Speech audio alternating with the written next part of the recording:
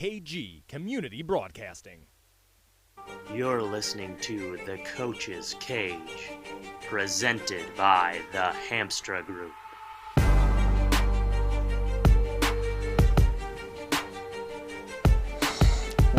Welcome everybody to Arnie's here in Rensselaer for our show here on the 3KG, thecage.com, and glad that you have joined us here today.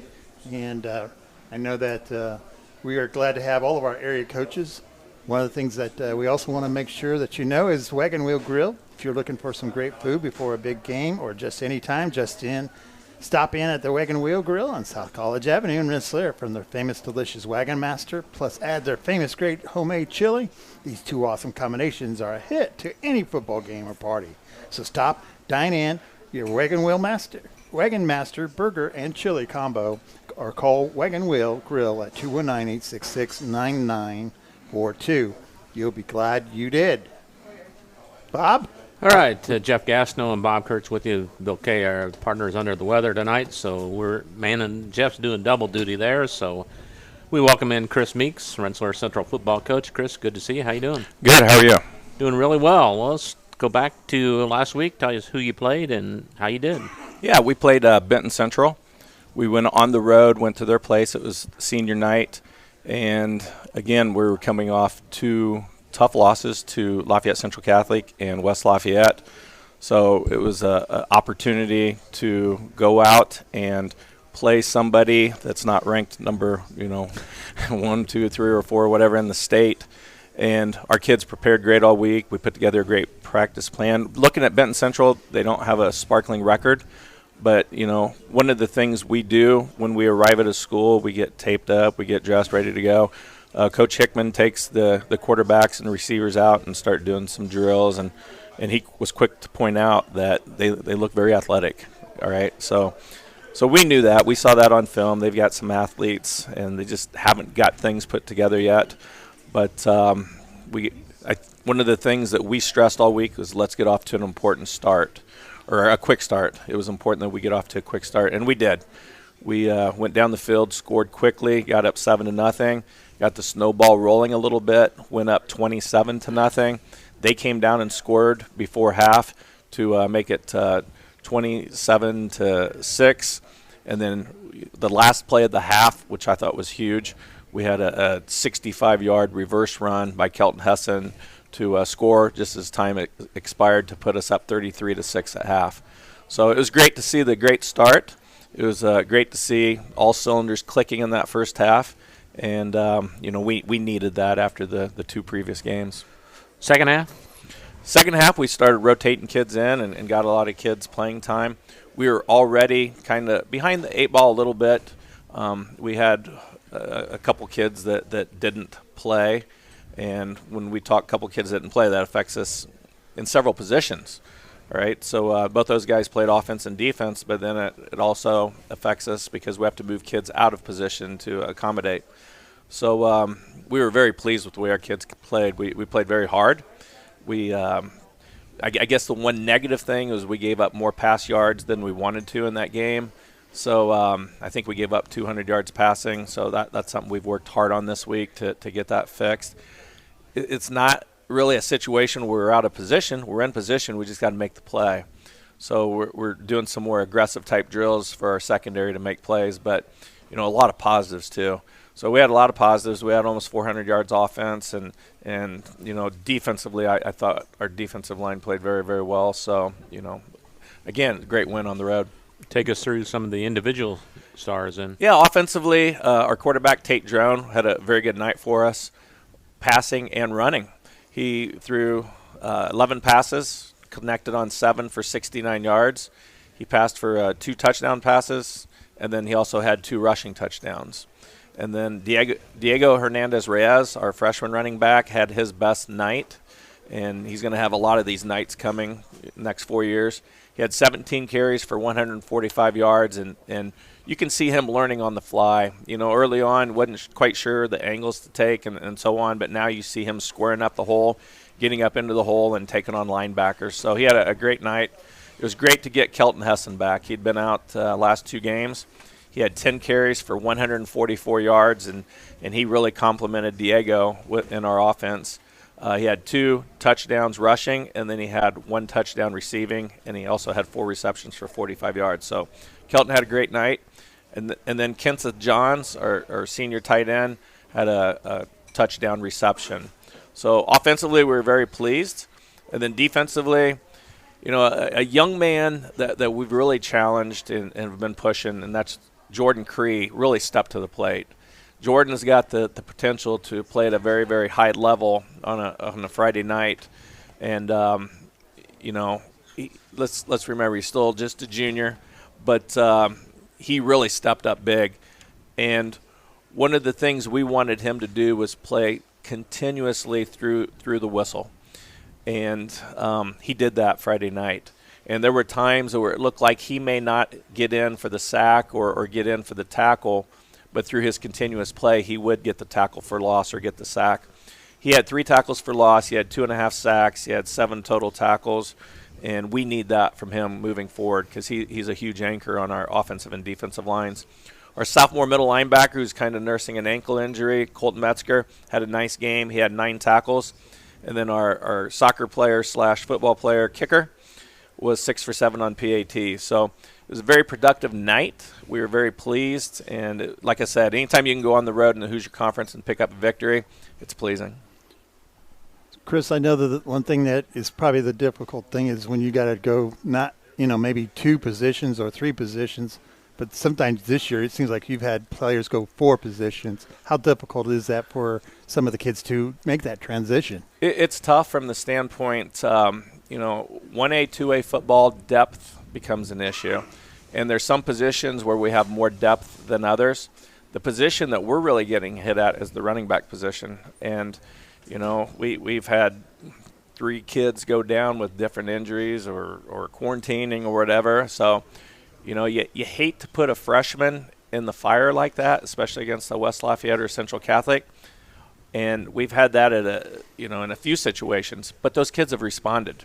One of the things you worry about is the maturity of a senior playing against a 14-year-old freshman.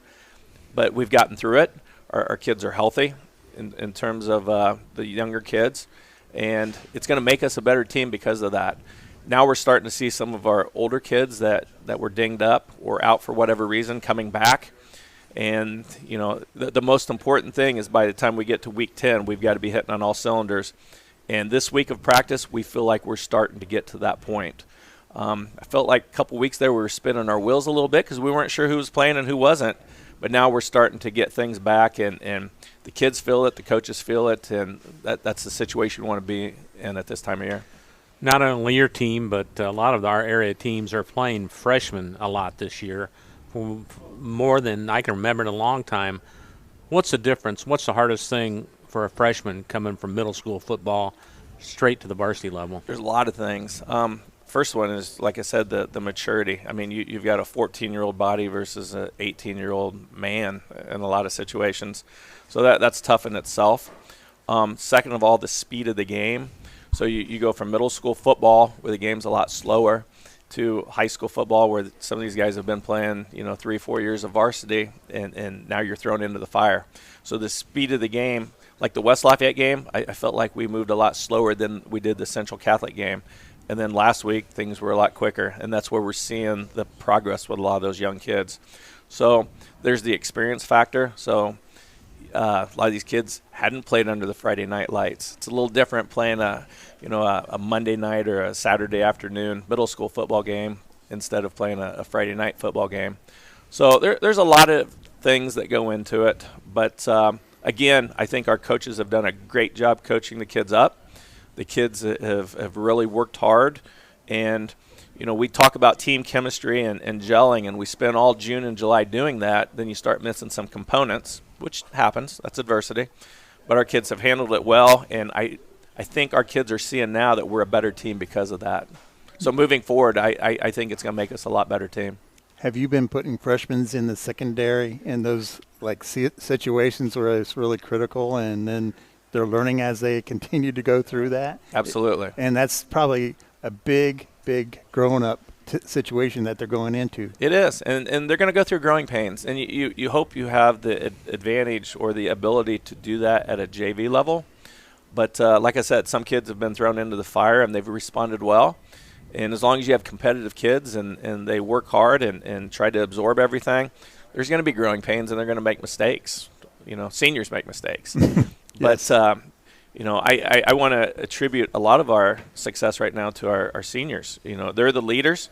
Coach Bervin used to say you're as good as your seniors. Mm-hmm. And we have a great group of seniors, and they're the ones that are pulling this thing together and making sure that those young kids are an important part of this and teaching. And so instead of 6 coaches out there, we have all our seniors out there helping too, and the juniors that have experience. So, it's a good thing. We feel good about ourselves, and we like what we have moving forward for sure. We're talking with Bomber football coach Chris Meeks. Chris, practices this week, how they been going? Crisp, sharp. Any different than in the first part of the year, practices, than it is now? Yeah, first 2 weeks versus, the 6th, 7th week here. Yeah. First week we were raring to go. I mean, I think you guys saw that KB game. We were clicking all cylinders. We were dialed in, ready to go. And then I'm telling you that the Hamilton Heights loss took a little something out of us. And you hope it doesn't, and you do everything you can to guard from that happening, but it did. And so that we hit a little lull there, and that happens. But our kids are responding, and we've had a couple quarantines, we've had a couple injuries, but our kids have responded, and that's a sign of a great group of kids. That's a sign of a good team, I believe. So our most important games are ahead of us. And I think we've done a lot of growing, a lot of maturing, and now we look forward from this point on, seeing what we can do. Losing 2 games like we did, 91-0 combined scores, and those were tough losses. And our kids did not put their heads down. They worked hard and gotten better. And then to come back last week and put together the game we did, win 48-18, playing a ton of kids. All right, wins do a lot of things to help you. And, like I said, after that win, coming back this week, it's been a great week of practice, and I'm really looking forward to seeing what we do Friday night at Northwestern. On the road again, a long trip this time. How do you handle a trip like that? Do you make any special preparations, or how do you approach a long road trip? I think, again, a lot of it boils down to senior leadership. So, they're the ones. I sit in the front of the bus. The seniors are spread out through the kids. It's important that we're not messing around, which we don't. We're dialed in, focused on what we have to do to be successful. So you could lose a ball game on a road trip real easy. And, Jeff, you know that. Yep. So it's important that our kids are dialed in, focused. We will feed them a little something bland before we go. So they'll all eat. We'll load the bus at 3:30. We'll go on an hour and 40-minute bus trip over to Northwestern. And to be honest with you, we love it. We really do. We don't have any markers to put out. We don't have, any lines or any hash marks. So don't get me wrong, we love the home games. But there's a benefit to away games too, and we embrace it. So we load the bus, we're dialed in, we focus, we get off the bus, we play football. And that's how we look at it. How many buses do you take over there? More than one? We take one big yellow bus, and then we'll take 2 small buses. Okay. Yeah. So plus a truck and a trailer. So it's a convoy headed over there. Wow. Okay. Yeah. But we've done this a few years, and I feel like we've got it down pretty good. But tell us about Northwestern. Yeah. When you look at them, they look the role. They're very big up front. They're very physical. They play a very, very tough schedule. So they've played several ranked teams. The films we've watched, they've played Lafayette Central Catholic, who's ranked in 2A. They've played Western, who's I think 5-2 right now in 4A football. They've played Tipton. All those teams, they've played them very tough. Mm-hmm. They're big, they're physical, they're athletic. They've got a quarterback that they actually have 2 quarterbacks. So we got to prepare for both. One's more of a passer, one's more of a mobile runner type kid. But they've got a running back from a long line of Cardwells. He's a very good running back, so we've got to keep him contained. Defensively, they're very aggressive.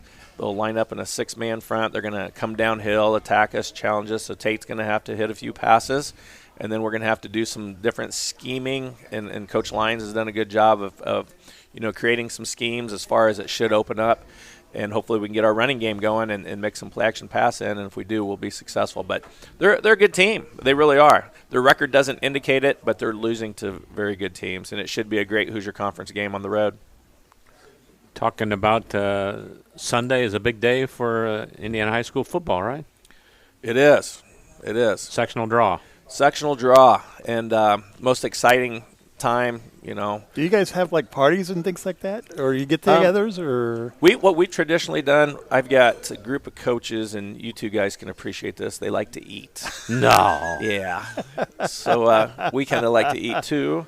So we get together, and we'll have each of us will bring different things in. Coach Stevens brings his famous buffalo chicken dip, which he has for years, and we'll have different things brought in, and we're like little kids at Christmas time. We're sitting there watching the big screen, waiting for our bracket to come up, and it's exciting. It really is. It's fun. It's a new start. Mm-hmm. So whether you're 0-9 or 9-0, and whether you've had bad things happen or good things happen, it's a new start. You got to throw it out, and it's always fun. And I've always said I think we've got the best state tournament in the country, and I stand by that. And we really enjoy it. I know you're not going to say, but do you coaches secretly say, I hope the draw turns out this way? Oh, absolutely. Yeah. Oh, yeah. But you're not going to say who you want to play, though? Nope. It's going to be the luck of the draw. Who are some of the other teams in there? Yeah, Wheeler. Okay. Rensselaer, Boone Grove, Andran, North Newton. Yep. Memory's hitting me right now. Oh, man, that's all right. We got at least 5 of them anyway. Whiting's in there. Okay. Yep. It's going to be a good sectional, isn't it? Oh, yeah, it'll be a great sectional. And Bishop Knoll in there too. Bishop Knoll, yep. So it's fun. So it's fun to see. I like some teams get in a sectional where it's all the same teams that they play. Right. I don't like that. So it's fun to play some different teams that you don't normally see. You just have one that you play, right? North Newton. That's it. Yeah. But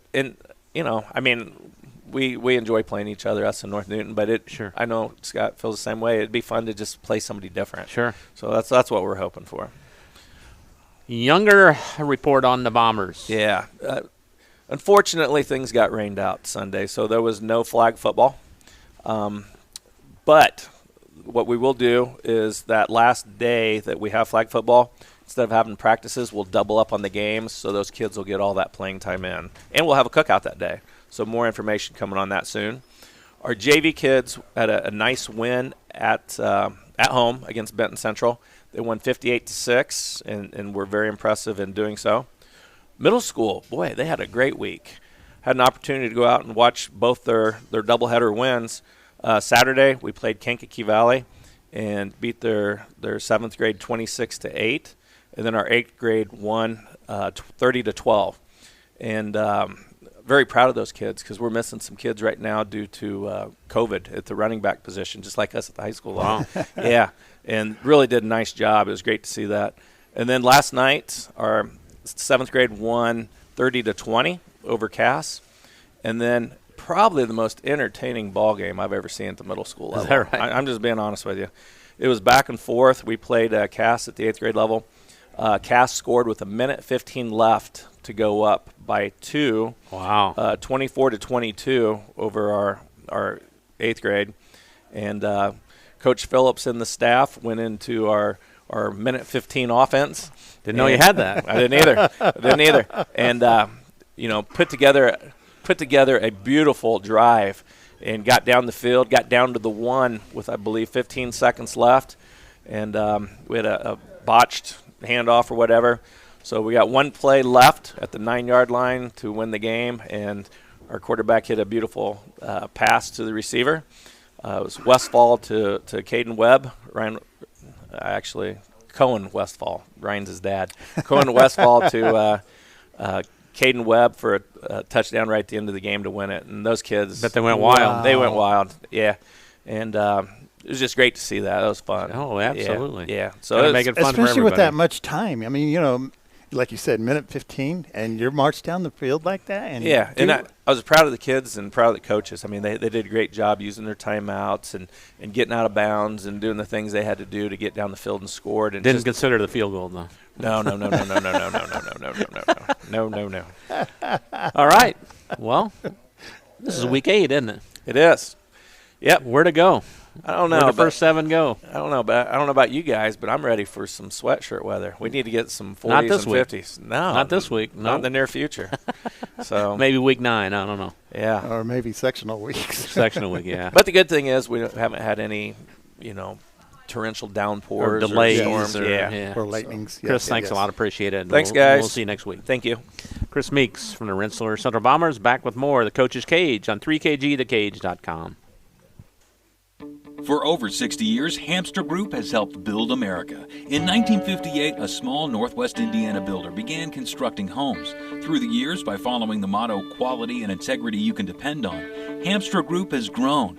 Today, Hamster Group's associated around the country with homes, schools, shopping malls, churches, medical buildings, and more.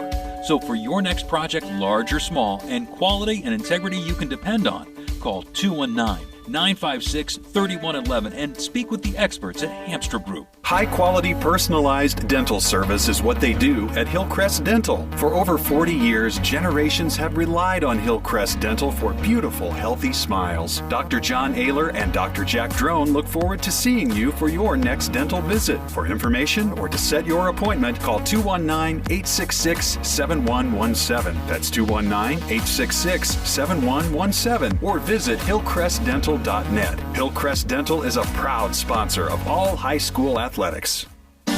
Meet you at Arnie's, Rensselaer's go-to pizza and so much more. Pizza, sandwiches, burgers are here. Don't forget about dessert. Wings, cheese sticks, garlic bread too. Arnie's pizza menu has something for everyone. Dine in or carry out in the best pizza in town. Located across from St. Joseph's College in Rensselaer. Call 219-866-9999 and meet you at Arnie's. Working with our customers has been Kentwood Bank's trademark for 87 years. We're dedicated to making your visit a lasting one, and helping you achieve your goals is our #1 priority. With 5 locations, Kentwood Bank offers all loans needed for today's businesses and families, including car loans, mortgages, agriculture, and commercial loans. We're here to make your busy life less hectic by offering online and mobile banking, bill pay, and P2P payments. Member FDIC and Equal Housing Lender. Hi, this is Chuck Clark with the Underwood Insurance Agency, formerly Preferred Insurance Group. Are you tired of being sacked every month with your auto insurance bill? Do you feel you just pay your premium to your agent and never hear from them? We at the Underwood Insurance Agency work with over 10 insurance carriers to get you our best rate and coverage we can, and we pride ourselves on serving our customers like they are our family.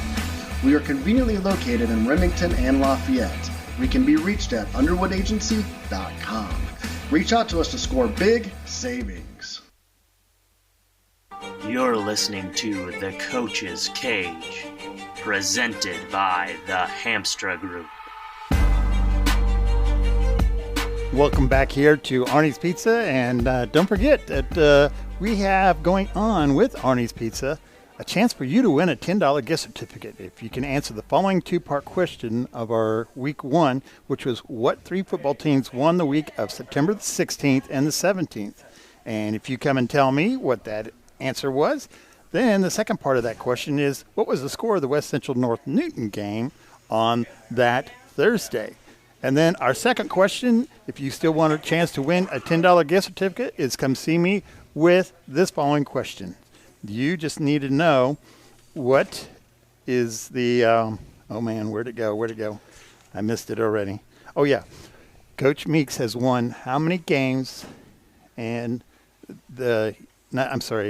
he is right now in a selected position in the coach's poll. If you can tell me which one it is, whether it's 18, 19, 21, 22, or 24. That's for career wins. That's for career wins. He has, over the years, 22 years. So 22 years. Wow. Yes, believe it or not. So if you can tell me that answer, you also get a chance to win a $10 gift certificate. All right. Sounds good. Thank you, Jeff. Eric Davis has joined us now from the Tri-County Cavaliers. Eric, we were talking off the air that, man, you had a tight one last Friday night, huh, against Frontier? Yes, I guess if you're a spectator, it was a fun game to watch. A lot of points? It ended up 36-32. Frontier scored with about 30 seconds to go. 68 points, wow. Tell us about the game. Well, it's one of those games where we knew we needed to come out and control the ball and be able to grind the clock. And, for the most part, we were able to do that. We established the run game. We just never could, particularly in the second and third quarter, get to that point where we could just kind of put them away. We had the ball right there before half, driving, couldn't finish the drive, and then came back in the third quarter and had some opportunities and just couldn't quite get to that point where you thought we had control of the game. Mm-hmm. And, credit to Frontier's kids. They played hard. They just made a few more plays than we did, and they scored on fourth down and a half yard to go with about 30 seconds or so to go to kind of take the win. Boy, that's got to be a heartbreaker. Yeah, those got to be really hard to at least, soak it in and everything, doesn't it? Well, I mean, there's always takeaways. Mm-hmm. And, I mean, when you've been in this long enough, you're going to find all kinds of ways to win and all kinds of ways to lose games. And, for me, the part that stung the most was the controllables.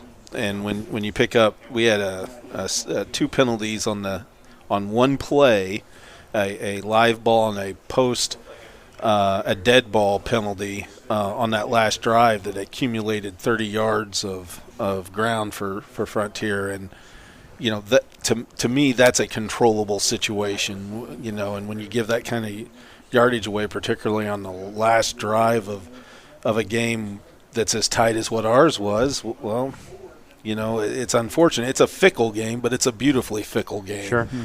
And it rewards people that are resilient, that it rewards people that play hard, it rewards people that makes the fewest mistakes. And we didn't take care of enough of the controllables to win the game. Did you say anything to your ball club afterwards, after the game, or what did you say to them? We talked about what we just talked about right there. Is like, you know what? When the game, our kids played hard, our kids executed in most situations, but in those real critical bright light situations, we didn't quite get enough done to win. Now, that's just the bottom line on Sure.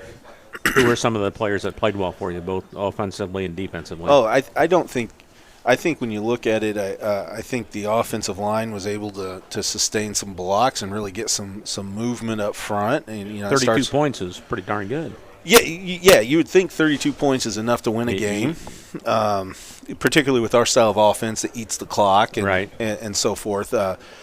We had Tyson Jordan at center. Braden Barnett's really come along at left guard. Colby Hathaway at left tackle. Caleb Anderson at right guard. Dane Wright at right tackle. They had a nice night. We're getting better. Each week there's – I never said this to our kids. I said this to a couple assistant coaches over the weekend, and having been at the Whiting Frontier game week 1, because it was played on a Saturday, I just went down and stood in the end zone, just kind of observed and that kind of thing. I thought based on how we played week 1 versus how Frontier played week 1 at that time, that we had a lot of catching up to do to be able to compete with Frontier. And so I do think that shows over the course of the season the evolution of our progress. And so that's something that our kids, while you can't recognize it in terms of wins, I do think our kids recognize the fact we are getting better each and every week. More people that played well for you? Oh, yeah. Peyton Stark always runs hard from our B-back position, and at linebacker he plays really hard. Xavier Cantrell shifted to inside linebacker this past week, and he did a nice job. Corbin Lawson, he makes us so much more dynamic at the A-back position, and then at the other A-back, J.P. Shimmerhorn. I mean, we just offensively, those guys are asked to block. Our A-backs are asked to block, and they have to run the ball, and so they have to be dynamic athletes. And we just offensively, we've been so much more productive since we've made the transition from Kobe Baylor to go into quarterback and Corbin Lawson going to A-back. It's been a healthy. It's been healthy growth for us over the course of the last few weeks offensively. What about what are you focused on this week in practice? Well, it's about being physical again. Last week we were real physical in practice. This week we want to be real physical, and because we do think we played more physical last Friday night, and so that's a very good thing. Moving forward, we just want to go out and we want to be able to match the intensity of Covington. Covington's a very solid program. They're very athletic, and they sling the ball all over the place. So we've got to be very mindful of that defensively and keep the ball in front of us and tackle in space. And, I think that offensively, the more we hold on to the ball and control the ball, the better our long-term situation of the game will be. And so I think there's some, just keeping the ball in front of us, tackling in space, and maintaining possession of the ball. And we can compete with this Covington team that's I think they've lost twice this year. And they do have a nice ball club. How are you doing with turnovers this year? You know what? We threw 2 picks Friday night against Frontier. And I think when you go back and look at it, one of the picks we underthrew a will that was open, and the other pick was just trying to get in the game on that last drive, just try to heave the ball down the field and make some things happen. So that's not a flow of the game type turnover. I think particularly running in the run game, we're doing a really nice job of securing the ball, and then in the pass game, you can't be unhappy with our progress there either. How is the progress switching, the guys going from the offense then to the defense, and the stamina of the players right now as the season has progressed? And have you seen the growth as they've continued with each other? Well, we don't have the massive cramping issue we had earlier in the year if you've covered any of our games. So, yes. What's that attributed to? It could be, it's not as hot as what it was. Mm-hmm. I think finally the hydration light bulb went off, and that's hard for kids to understand how important that is. And, that's been helpful. How we practice has been helpful, the increased intensity in practice. And so that brings with it some conditioning of sorts. And, when you talk to big school guys, they always want to know, how do you do it? And I'm like, well, our kids just have to know a lot of stuff. Mm-hmm. When you're I was telling my kids that today, at Logan, I had 23 offensive linemen. The only special teams they played was PAT. And the rest of the week, it was just offensive linemen. We were doing offensive line stuff the whole week. Mm-hmm. So what they had to know was so much less than what our kids at the 1A level have to know, that have to do it all. Mm-hmm. And I think that, that's one thing. Unless you've been on both sides of the fence, you really don't understand that, big school versus small school. And, it's a credit to our kids to come out and 2 new systems and learning new terminology and new way of doing things from coaches. And we have gotten more competitive over the course of the year, and that's a testament to our kids. Because the last 1A games that you guys have done, 30 points. You're over 30 points with both of your offense. Just the defensive side just lacks that tweak of, keeping up with the energy and the other side sometimes. Yeah, I think if you go back and watch, earlier in the year we were giving up a lot of massive big plays. Now we're getting closer, making people drive the ball, but you're right, we're just not quite there yet. Yeah. And each week we tweak some things and look at some different whether it be personnel or whether it be scheme, and try to get us in a position where we can be more competitive and make people drive the field. That's the name of the game. If you can make someone drive the field, the thought process is eventually they're going to make a mistake. And it's one of those situations where I feel like I feel like, we're making progress. We're getting closer.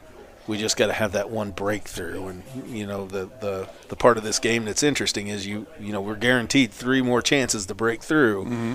We just really need that breakthrough game. And I think once we get that, I think it helps people understand on our team, our players understand what it takes to win and what, it's a learned behavior. And so, we're right there. We just got to take that next step. Talk about your sectional. It's the sectional draws coming up Sunday.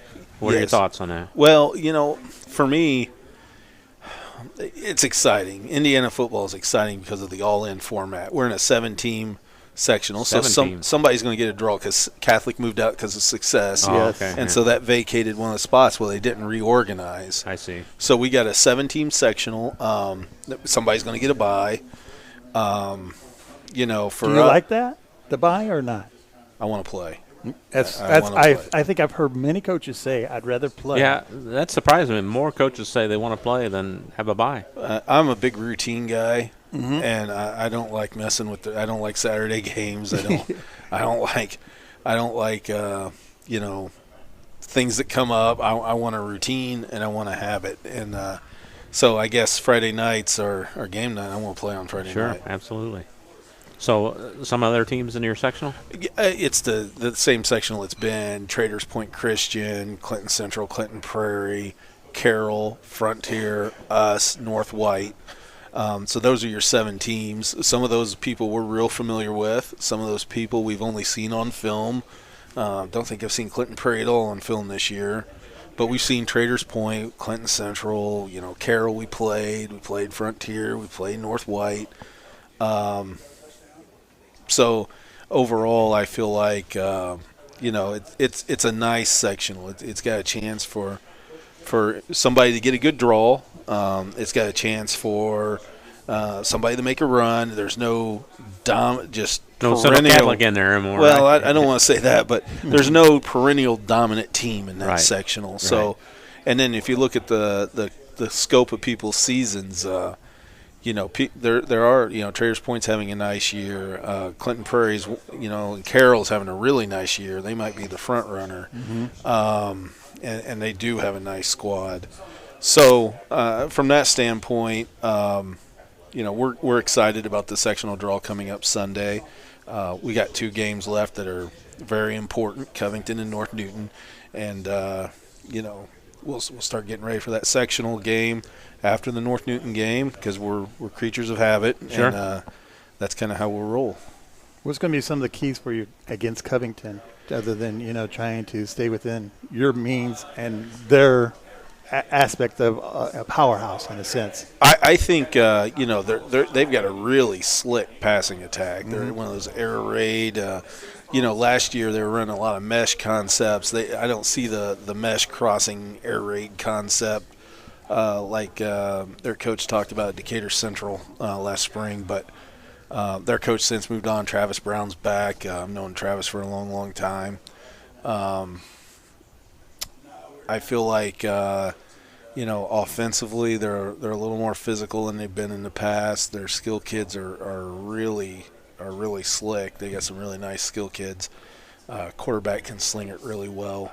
So for us, we got to find a way to steal a possession. We got to find a way to, limit the big plays, and then offensively we just got to execute. We got to eat the clock, execute, and shrink the game down, and worry about one possession at a time. Sure, you know what I mean. One play at a time, one possession at a time. Younger Cavs got in action this week or no? Yeah. JV wise, we didn't take the field this week, or reserve team wise. Our middle school played Frontier. Frontier has a mostly 8th grade. They were solid last year. I was our middle school coach last year. Their middle school team was young last year, and you could tell it was there. And then this year, they're mostly 8th graders. They had a really nice team. Some of our kids weren't able to play due to quarantine, not that. It was what it was. Our middle school kids played hard. It was just one of those games where you're gonna have those games where one team comes out and executes, and we didn't. I thought our kids fought hard and got better from the week before to this last week. And I think just talking to Coach Donovan and listening to him talk to the kids, I think he feels the same way also. Eric, appreciate you coming over as always, and good luck Friday night, and we'll talk to you next week, okay? Thank you so much. Eric Davis from the Tri-County Cavaliers, back with more of the Coach's Cage program on 3KGthecage.com right after this. Over 60 years, Hamster Group has helped build America. In 1958, a small Northwest Indiana builder began constructing homes.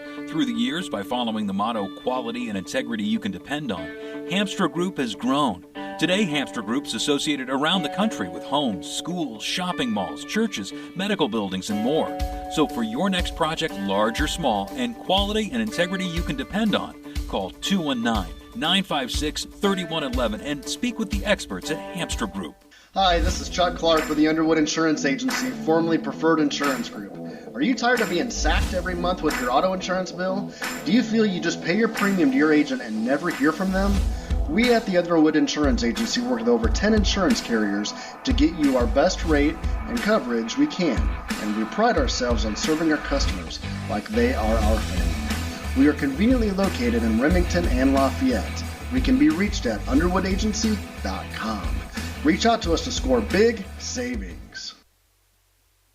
High-quality personalized dental service is what they do at Hillcrest Dental. For over 40 years, generations have relied on Hillcrest Dental for beautiful, healthy smiles. Dr. John Ayler and Dr. Jack Drone look forward to seeing you for your next dental visit. For information or to set your appointment, call 219-866-7117. That's 219-866-7117. Or visit hillcrestdental.net. Hillcrest Dental is a proud sponsor of all high school athletics. Working with our customers has been Kentwood Bank's trademark for 87 years. We're dedicated to making your visit a lasting one, and helping you achieve your goals is our #1 priority. With 5 locations, Kentwood Bank offers all loans needed for today's businesses and families, including car loans, mortgages, agriculture, and commercial loans. We're here to make your busy life less hectic by offering online and mobile banking, bill pay, and P2P payments. Member FDIC and equal housing lender. Meet you at Arnie's, Rensselaer's go-to pizza and so much more. Pizza, sandwiches, burgers are here. Don't forget about dessert. Wings, cheese sticks, garlic bread too. Arnie's pizza menu has something for everyone. Dine in or carry out in the best pizza in town. Located across from St. Joseph's College in Rensselaer. Call 219-866-9999 and meet you at Arnie's. You're listening to The Coach's Cage, presented by the Hamster Group. We want to welcome our audience back in here to Arnie's, and it is the 3KGthecage.com, and if you're looking for some wonderful food to hang your hat at sometimes, is you need to go to Wagon Wheel, because it is great food before a big game or just any time. Stop in at Wagon Wheel Grill on South College Avenue in Rensselaer. From their famous delicious Wagon Master, plus add their famous great homemade chili. These two awesome combinations are a hit at any football game or party. So next time, stop in at Wagon Wheel and get your Master Burger and chili combo and take it home or eat it right there. Call 866-9942. You'll be glad that you did. Thank you, Jeff. Jeff Gastineau and Bob Kurtz with you here tonight. And Scotty Miller run the board. James Broyles has stepped in now as Kankakee Valley football. And, James, you're in a rough part of your schedule here, aren't you? Right at the end of this. The suicide plan, I think. Man, we're going to get on great at I know. Redo that schedule a little bit, huh? My goodness, I feel like we come in here all the time every week and say, yeah, we're in this 3-week stretch. But yeah, we are. We're seems to always go slower than if you're winning games, right? And playing the easy game. So who'd you play last week? So we had Hobart. We were at Hobart, okay. And things went. You know what? I'll tell you what. We talked about this before here, how the kids, want them to respond, and want them just to play physical, play hard. And you know what? The kids, that's what they did. we walked in there, and I mean, no one gave us a shot to do anything whatsoever. I'm assuming everybody picked us to lose by 50. But these kids, they walked in, and from the very first play, Hooper gets the ball, and they have a 15-yard run, more like an outside zone type play. Defense never stopped. We had Caleb Swallow put a helmet on the ball, fumble. They fumble. We pick it up. We run it back to the 20. 3 plays later, we're up.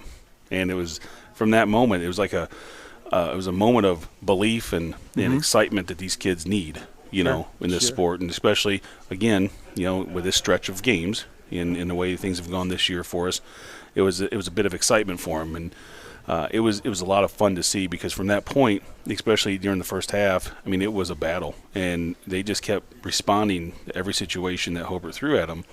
Ultimately, I mean, it was a back and forth type deal. Ultimately, in the half, it's 26-24. And, we're down by 2 going to half, and we're getting the ball back. And it's like, okay, here we go.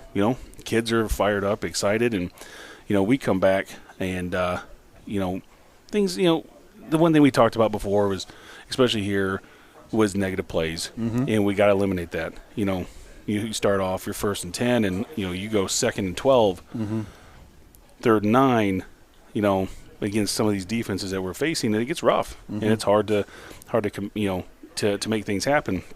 And that happened there in that first drive. Couldn't stop Hobart on a 3rd and long. They go on and score. All right, things happen. Well, we get the ball back. We have to punt, and we went back and forth a little bit there. The big turning point for us in that ball game was at 2:28. I remember this clearly. We have them stopped, and they're punting with about 8 yards in their end zone. And which quarter? 4th? It's 3rd. 3rd quarter. Okay. And it's okay. We're still in the game. We're still in the game. It's 42-24. Yeah. Right. I mean, some stuff happens here. We still got some time, and especially if they're punting in the end zone. That's right. It's 4th and 18, and snap the ball. And we take off, and our one of our D tackles, they fumble the ball, right? Punter picks it up. He goes to run it. We hit him 5 yards deep in the end zone. Oh, no. He sheds the block, or sheds the tackle.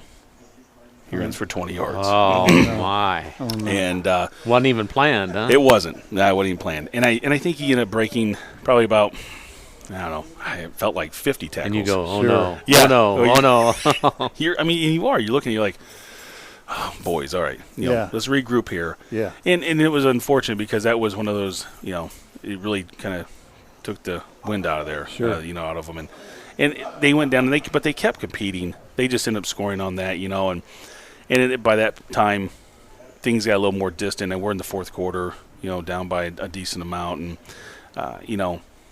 by that point in time, it's probably done. But they never quit, and that was the big thing that I talked to them after the game. I was so proud of them because of how they responded to every situation they were given, no matter what the score was. And that's, we can look back on games throughout this year and show them how times where it was like, okay, we didn't put forth enough effort here. When something happened, something negative happened, we allowed it to keep happening. We didn't fight back. And these kids, it was just something different. And it's one of those things you carry on, that you hope we can carry on, especially for Friday. But no, overall, the game was really good. I mean, it was a good game. It was a fun game. It's funny, we don't talk about this enough with the coaches, but it's amazing what confidence can do for you and against you, Yes. right? Absolutely. Yeah, so talk about that. Because you've had 3 games in a sense like that, and you've been away. Right. Absolutely. Yeah. It's been tough. I mean, you look at our first game out of the gate. Yeah. It's Rensselaer, and it was, we kind of, they come out ready to play, and they come out flying off football, and some good things happen for them. And you said it, once that happens, confidence starts like, okay, wait a minute, this is how it's supposed to go. And you just kind of lose it. You pick it back up later on, especially a couple games go through, then we have a Lafayette Harrison game.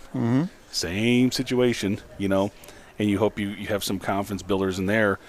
But then, you have Lowell, you have Hobart, and it is. And that confidence just continues to build. Now, you use that, obviously. You want that, hopefully, to finish a football game. But, luckily for us, being in Indiana, everybody's going to the playoffs. Right. And so you kind of use that as a stepping stone throughout the year to wanting to finish the season strong. We got next week coming up on Friday. Then we got senior night at home. Use that confidence that we're gaining now to hopefully put forth the effort to get into sectional on a high note. So sounds like you're almost like doing 30 minutes of playing game, and you're just lacking that that 18 left of a game to finish through. No, and we are. I mean, that's exactly what it is. I mean, we're doing the things we need to win. The thing is, the teams that we're playing, I mean, they're good. They're really good, and you have to do that the entire game. Right. And that's what we have to. And then that's a focus. That's what we have to do. Anybody play well for you the other night?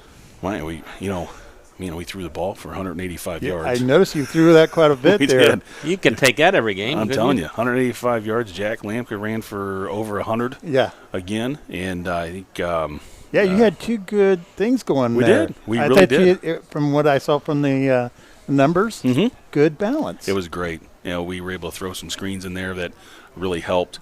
With a lot of their pressure they were giving us. But, I mean, Jack had over 100 yards rushing again. Stowers, our quarterback, throwing the ball well. I mean, he had another 60 yards-ish running. I mean, just really, really good performance by those kids. And our offensive line, I thought up front, running the ball that well, we controlled what we needed to control, on the line of scrimmage. I'm not saying that we completely dominated, but, at that time, you don't really have to do that. They were doing their assignments right, and they were doing them correctly, that we were able to run the ball effectively. So, and even pass the ball. I mean, for the most part, we had a clean pocket, so he can throw, and it just was really good. I mean, and even defensively, I know you look at the score, it's a little lopsided, but even defensively, I mean, we had kids. I mean, they were flying all over the place. It was just unfortunate we allowed some things happen on long or third and longs that put them in position to score. But again, you get kids like Max Griffey, flying around making a ton. I mean, he's making plays everywhere. Our up front, our defensive end was consistently causing Hobart to. I mean, they had a couple nice little passes they had for touchdowns, but we were consistently getting pressure on him where he wasn't able to just sit back there and pick us apart. And they have a really good quarterback. Kid's a freshman, and he's going to be really good. He's going to be really good, and we did a really good job of putting pressure on him. So, yeah, I mean, there was a lot of good things that come out of that game. Us as coaches that were watching, you try all the time to pick those out, but yeah, it was good. What have you been working on this week? It's just just keeping the consistency of play. So, meaning, we go out and say we're in team time and we're running, our plays versus scout team. We really emphasize at our school is the best of the best. So, at times we don't necessarily have your traditional scout team. You have like some of your JV kids come in there. We do have that at times, but we want to play the kids, the best ones out there want to play. So it's a very physical, very demanding team time for us. So we use that as a way to, hey, we need to finish plays. We need to eliminate negative plays, negative yardage. And that's been a big focus for us this week. It's just if we can eliminate that stuff, and that right there will just lead in confidence for us. Andrean this week, is that right? Yes. Yes. Sorry, that's Bob. Cool. Not good.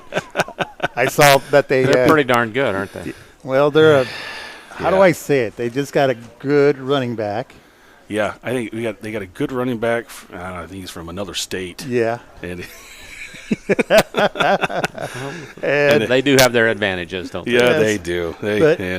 But what do you think is going to be something important for you guys to maintain and continue to maybe not 30 minutes, but maybe 42, Yeah, I really believe for us is eliminating, I know we talked about it again, I say it again, is eliminate the negative plays. I mean, we cannot allow ourselves to get in those second and long, third and long situations, because it's not like we have a playbook for it. And we got plays that you can do it, but a team like that, they're athletic. They might not be overly physical, but they're very athletic. So their kids cover a lot of ground. And so you get them in space and you're trying to make something happen on third and long, it's going to be difficult. The one-on-ones is not going to be good. No, it's not. It's tough. It's very tough. And, so we got to establish ourselves at the line of scrimmage, which I really believe we can do. And, I know they got some good kids out there playing on the opposite side of the ball, but you know what? We eliminate the negative stuff on our offense side of, end and allow defensively to keep those kids in front of us. I think we'll be okay. Don't allow a punter to run 20 yards. That's correct. Out of their own end zone. All right. Let's talk a little bit about the sectional. Your sectional is, I'm sure you think, is winnable, right? They do. I mean, again, I think you look at our sectional, I think a lot of people, they just think it's probably South Bend schools, is South that Bend. They think it's a 2-team race, and I know they do. I think it's New Prairie and Logansport. But you know what? You're right there, though. I mean, that's we're how there. I look at it. There's some. You look at the strength of schedule and who you play, and I mean, I would believe, I feel that we're right in that kind of realm of those teams, and where we can maybe cause an upset or even just get ourselves in that position for the championship. And it's just, again, I think it just goes back to what you said earlier. Well, it's a confidence thing. You head into that, and that's a lot with teams. You head into that with a lot of confidence. I think we can make some noise in there. We're gonna. You got South Bend, St. Joe, Plymouth. There's a winnable ball games. New Prairie, Logansport. You're spread out all over the place in the sectional, aren't you? It's everywhere. Holy cow! It is. Yeah, we're everywhere. You cover at least like a 40, 60-mile radius in a sense, don't you? Get the younger Cougars. How are we doing with the younger KB school teams? I'm telling you, our JV ended up playing Hobart this past Saturday and really did well. They beat them 34-0, and JV's been doing really well. Those kids have the two JV coaches, Coach Deerdorf and Coach Fuquay, they've been doing really well with those kids, putting them in positions on Saturdays. We're all together through the week, so they just it's that JV game is. As soon as the varsity game's done, you're kind of going through, okay. So JV games are always on Saturday morning? On Saturday, pretty much. Yeah. And you're like, okay, you didn't play. You kids that hadn't played much on Friday nights, or you're like, okay, you got to play JV. Well, they go out there, and they've been competing, doing really well. I think we're down to 2-3 losses for the year. So, we have a great winning record. You got good kids out there. Got some way to build your program. Absolutely, right? We got some young kids playing for us. Some freshmen that stepped up. So you can see those people playing next year for you guys, right? I can see them moving up in the position that we need them to, and they're doing the things that they need to do to make the case to be on varsity, to play varsity football, and so they're doing it right now. Do they run the same offense as defense as the varsity and all that stuff? Absolutely. Yeah. Run the same thing all across, even all the way down to the freshmen, and the freshmen's doing really well. They have one loss this year, and that's to Hobart, and they went up there. They're missing a few kids. But, they competed, and Hobart just had a great night that night with running the ball. And, tomorrow they go to Crown Point, and they got Highland next week. They played tough a schedule as the varsity does. They do. They opened with Maryville. Oh, my. And they beat Maryville at Maryville. So, yeah. It was. So they've but that's good. I bet you think that's good. That I love that. The competition at that level. I absolutely love it. Yeah. It's good. I think it's good. Because it's very similar to yours. It is. It's good for them. Freshman football, it's tough. They're just coming in new to the program, trying to get acclimated to high school football, to what the demands are, offense, defense, and all that stuff. And and they go out and perform that well, week in and week out. It's great for them. I'm happy for the coaches, and I'm happy for the players. So. James, thanks for coming down. We'll be at KV the final week of the regular season when you play Highland, I believe, right? Yeah, absolutely. I'll have to bring my son up. There you go. My son, Zach. Come up and say hi to you. There you go. I'm trying to say it. So. There you go. Come up. There All you right. go. Thanks, guys. James Broyles from the Kage Valley Cougars back with more of the Coach's Cage program right after this on 3kgthecage.com. Meet you at Arnie's, Rensselaer's go-to pizza and so much more. Pizza, sandwiches, burgers are here. Don't forget about dessert. Wings, cheese sticks, garlic bread too. Arnie's pizza menu has something for everyone. Dine in or carry out in the best pizza in town. Located across from St. Joseph's College in Rensselaer. Call 219-866-9999 and meet you at Arnie's. Hi, this is Chuck Clark with the Underwood Insurance Agency, formerly Preferred Insurance Group. Are you tired of being sacked every month with your auto insurance bill? Do you feel you just pay your premium to your agent and never hear from them? We at the Underwood Insurance Agency work with over 10 insurance carriers to get you our best rate and coverage we can, and we pride ourselves on serving our customers like they are our family. We are conveniently located in Remington and Lafayette. We can be reached at underwoodagency.com. Reach out to us to score big savings. Working with our customers has been Kentland Bank's trademark for 87 years.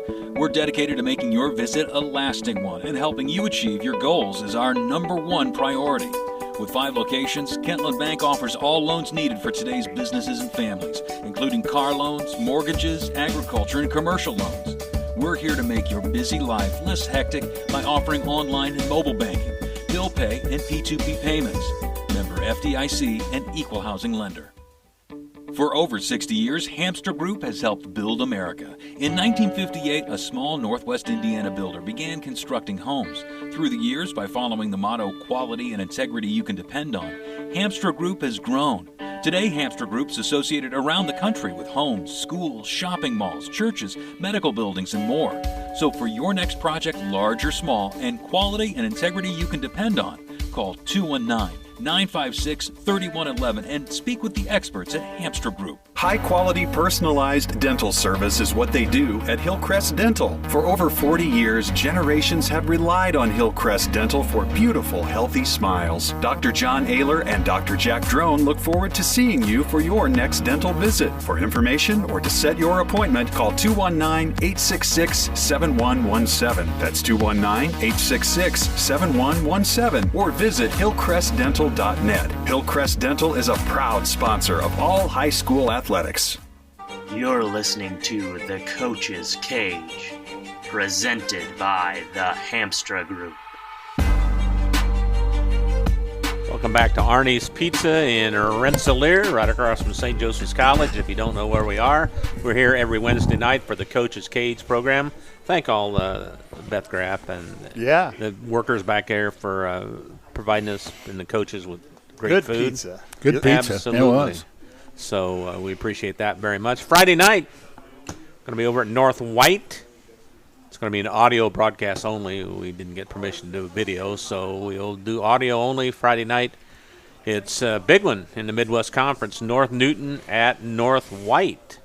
Scott Rouse joined us from North Newton. Big game, isn't it? It'll be a big It'd game, be a big isn't it? game, yes, sir. Both teams undefeated in the conference and go a long way in deciding who's possibly going to win it. I'll give you a secret. You better guard 9 and 20. Yeah, that's what. I'll just give you that right at the start there. I appreciate that. Yeah, scouting I didn't know if you report. knew. No, we didn't pay any attention to that. Well, let's talk about that later. Let's talk about that later. Shoot. First of all, you had a win. I forgot who you played. Delphi. Delphi. Nice win. 14-7. Right? Yeah, it was. It was a good win for us over there at Delphi. So tell us about this low-scoring affair. It was. You know, we went in. We knew our game plan was we're going to need to run the football, kind of control the clock and field position, and take advantage of when we had opportunities to score, and you know, obviously keep them from doing it. And you know, we did a really good job of that. Other than we're still having trouble with our first drive of the game.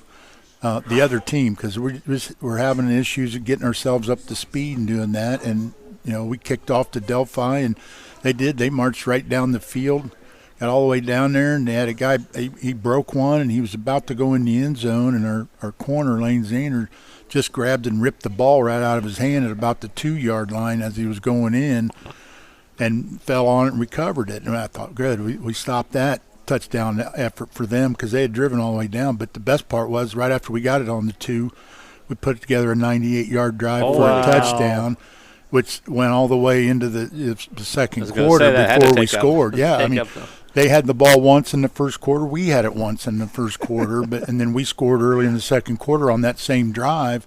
So it looked like you were going to be behind by 6 or 7, and you were ahead 6 or 7. Next thing you know, we're up, and then we go for 2, make it, and we're up 8-0.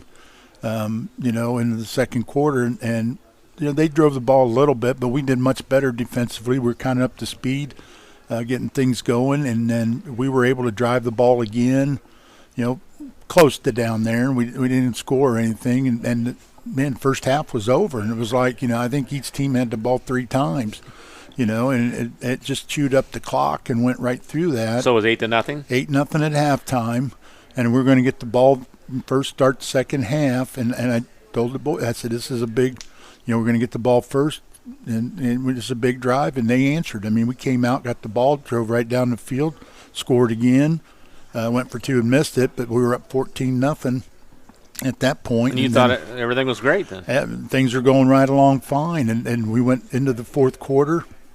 You know, they had driven a little bit, and we got the ball back, and we drove a little bit, and then got stopped on downs, and you know, and it kind of went back and forth, and next thing you know, we're in the fourth quarter, and it's going, and we're doing all right, and then we tried a new play, and it didn't work out well because we ended up fumbling a little pitch or the little backward pass, and we ended up fumbling. They recovered about our 35-yard line. And they were able to take that in and score there in the fourth quarter and cut it to 14-7. Try the onside kick. We recovered. And then, you know, we tried to run out the clock, and they got the ball one more time but had to throw, which really wasn't their forte, and we did a good job. We took the ball over and was able to kneel on it and win 14-7. So really your defense played great then. It sounds like after even the first series. I mean, after that we did. We controlled it a lot. I was very pleased with defensively what we were able to do, again, after that first drive, because they went through us pretty easily at first, and I thought this is going to be a long night. And then we got up to speed, and we figured out what they were doing and how they were doing it, and the kids came along. I'm really proud of them. They did a nice job of shutting that down, and offensively I was really proud because they went right along with our game plan. You know, we need to chew the clock up, run the ball, get yards, get first downs, move the ball, and we did it on 2 different drives. We did it excellently, and a couple other drives we did well, but then, you know, stalled out on downs or something. But, you know, and then when we needed to get first downs, we actually threw the ball a couple of times for a couple of nice first downs because they had everybody up at the line thinking we're going to run all the time. We were able to do a couple things and keep the ball away from them. Made it a lot easier for the defense to do what they needed to do. Who played well for you guys? Well, we had, Caden Rowland playing at fullback. I mean, he carried the load. I mean, he had like 35 carries for. You said fullback. Yeah. Okay. Yeah, fullback back there, and our wing T. You know, he's going to get a lot of carries in between the tackles. You coaches like that when somebody carries it that much. Oh, don't I you? do, man. He carried it 35, 35 times for 140 yards or so on the evening. Nothing really, none of those 50-yard runs or anything. They were all, I think he had one 20-yard run was probably his longest, and the rest of them were 6 yards here and 8 yards there and 2 yards, and it just battling all the time, and handled the ball 35 times, didn't drop the ball. We didn't fumble, we didn't turn it over. We did a nice job handling the ball, doing the things that we needed to do. He played excellent. Evan Gagnon at the quarterback, I thought, had a really good game. Didn't try to do too much, did what he needed to do when he needed to do it. Run the ball a few times, and like I said, it hit those 2 passes that we needed to do. He made the right decisions on a lot of stuff, and so it was really good. And up front, Matt Berry playing on the offensive line and the defensive line, I thought probably had his best game of the year so far altogether, both sides of the football. And was a force. He helped us defensively a lot and caused a lot of problems. It's really hard to narrow down because I thought everybody played well. Mm-hmm. I mean, obviously we make mistakes and sometimes we don't do the right things and we don't make the right play. But on the overall, the kids played hard and they did what we asked of them. This is what we need to do to be able to stay in this game. And then they executed the game plan perfectly. And anytime you're able to run the football like that and take care of field position and chew up the clock, makes it easier. Does getting off to a slow start concern you? It does. And every week I've talked to them about it. It doesn't matter who we've done it to. Frontier went down, scored first on us, and everybody's. A lot of teams have done it. We struggle early, and part of that is with the low numbers, and you get in, you're trying to do stuff with the scout team. They can't do it near as fast or as hard as that the other team's going to do it because they practice it all the time. Mm-hmm. Our guys look at pictures and then go try to do it, and it's so you don't get that kind of that game speed in practice. We struggle to get that. Even though we talk about it an awful lot and we try to work on it and we try to get it, but it's just not there. And again, it's not because the scout guys ain't trying. They're trying, but they're trying to do an offense that they've never seen or haven't run before. So so it's hard for them to do it at the speed that we're going to see. We'll go into North White tomorrow, and Friday, what we've done this week in practice, they're going to do it much faster and better than we were able to simulate. So it's tough to get going. Well, we saw 3KG was at South Newton last week, and Eli Quaysbarth and Parker Smith are a load offensively for them. Yeah, they're pretty good. I mean, the quarterback, Quaysbarth, it looks like he's hard to bring down. He runs well. He does a lot of things really well, and the running back does the same thing. I mean, they got two guys there that are they're both a threat to go the distance at any time. You got a couple guys there like that can score from anywhere on the field. I said, we pride ourselves on trying to make sure teams can't drive the field on us, and I said, you might do that this week and still not work because they don't have to drive the field with those two guys. They can score from anywhere on the field. If you're not in the right position. You just make one small mistake, and they can take it to the house at any time. So we're going to have to work really hard to make sure we kind of contain those guys. Pretty darn big game here in the Midwest Conference, isn't it? Well, it will be. Yes, it is. Both teams are undefeated, and then after this game, one of us will be, and the other one won't. And there's only one game left, so you got a good opportunity to win the conference. It's coming in down to the very end, and it's going to be a good night over there at North White. The weather's good, crowds get there. It's going to be a good game. So let me guess, your key in those two guys. It is. The overall key is we're going to score more points than they do. No. That's how you win. Yeah, I didn't know that. That's always our number one goal. Wow. How we do it is that's the hard part of the coaching. The easy way is figuring out how to win. That's nothing. Yes, it is. Defensively for us, we're going to have to contain them, and that's going to be the big thing. And then part of doing that is our ability to run the football and control the clock and do the things we do, which they don't get very many opportunities to make those plays. It's a lot easier to try to slow them down if they're only getting the ball 4 or 5 times as opposed to 12 different times to get a hold of the ball. So we need to hang on to the ball a little bit, do the things, and score points. Same game plan we had last week. Probably every week. Yeah, pretty much. Yeah, I mean, at the point that we're at, we need to control the clock, control field position, put points on the board. How's the health of your ball club now? It's better. We're getting better. We're out of the. We don't have it. Knock on wood. I don't have anybody in COVID right now, so things seem to be good there. We have a couple minor injuries and things, and a couple major injuries. That guys that are out for the year that would have been a factor for us, but for the most part, we got everybody that's been playing, and we'll go into it at full health and come out of it in full health.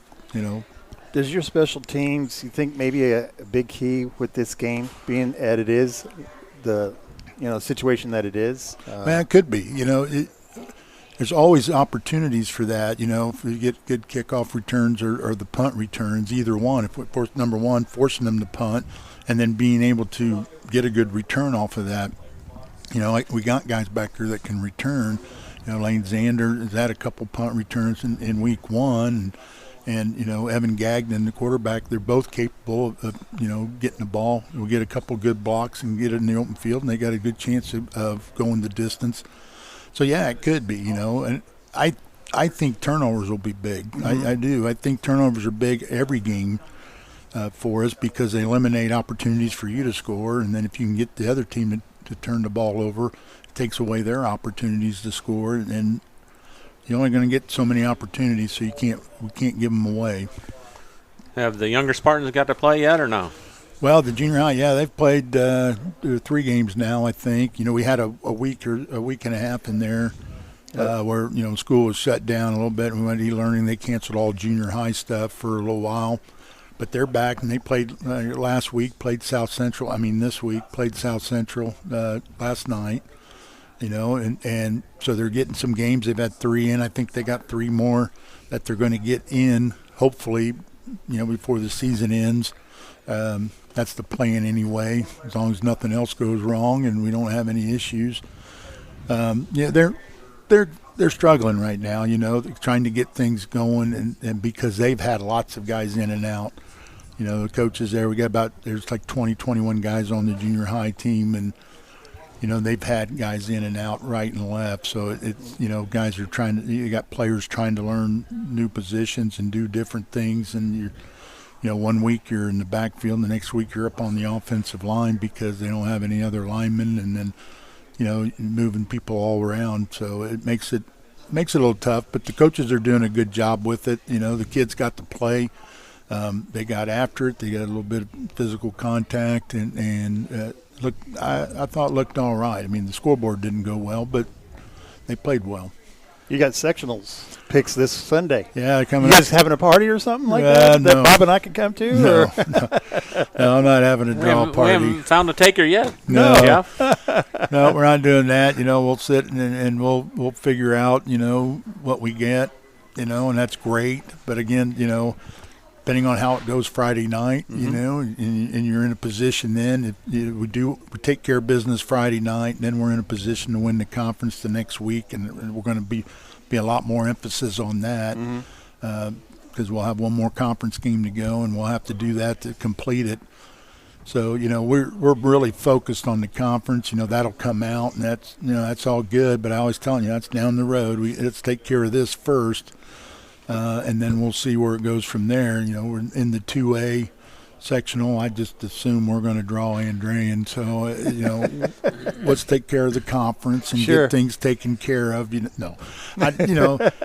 can play with anybody if we do the things we need to do. Sure. So I'm just, my point in all that is I'm really not thinking about the sectional at all. We got these 2 weeks to go, and these are the most important 2 weeks that we've had this season so far based on where we're at this time. They're on the road, too. Does that concern you? Well, no, the first one, tomorrow night, or Friday night is, but the next week we're at home for Tri-County. For Tri-County. And that's going to be our homecoming. So, because they moved homecoming because of all the other stuff that was going on with the COVID and the shutdown, and they moved homecoming to that last game. So, all week all the festivities will be going on, and, school's going to have a good time, and, the kids do with the Powder Puff game and all, the Powder Puff volleyball one and the Powder Puff football one with the girls. And so all that stuff will be going on next week. So, again, we'll get the sectional draw, but next week will be our homecoming. So that's all they'll be thinking about anyway. And then we'll worry about, sectional, whoever we're playing in the sectional when we get to that point. So, right now we got to focus in on the conference. We've got 2 tough weeks here. Get the job done. Scott, thanks for coming over. We'll be over Friday night to watch the game. That's a 6:30 Central Time start over at North White. It'll be North Newton and North White. We'll see you then. All right. All right. Thanks a lot, Bob. Scott Rao from the North Newton Spartans back with more of the Coach's Cage program on 3kgthecage.com right after this. High-quality personalized dental service is what they do at Hillcrest Dental. For over 40 years, generations have relied on Hillcrest Dental for beautiful, healthy smiles. Dr. John Ayler and Dr. Jack Drone look forward to seeing you for your next dental visit. For information or to set your appointment, call 219-866-7117. That's 219-866-7117. Or visit hillcrestdental.net. Hillcrest Dental is a proud sponsor of all high school athletics. Working with our customers has been Kentland Bank's trademark for 87 years. We're dedicated to making your visit a lasting one, and helping you achieve your goals is our #1 priority. With 5 locations, Kentland Bank offers all loans needed for today's businesses and families, including car loans, mortgages, agriculture, and commercial loans. We're here to make your busy life less hectic by offering online and mobile banking, bill pay, and P2P payments. Member FDIC and equal housing lender. Hi, this is Chuck Clark with the Underwood Insurance Agency, formerly Preferred Insurance Group. Are you tired of being sacked every month with your auto insurance bill? Do you feel you just pay your premium to your agent and never hear from them? We at the Underwood Insurance Agency work with over 10 insurance carriers to get you our best rate and coverage we can, and we pride ourselves on serving our customers like they are our family. We are conveniently located in Remington and Lafayette. We can be reached at underwoodagency.com. Reach out to us to score big savings. Need Meet you at Arnie's, Rensselaer's go-to pizza and so much more. Pizza, sandwiches, burgers are here. Don't forget about dessert.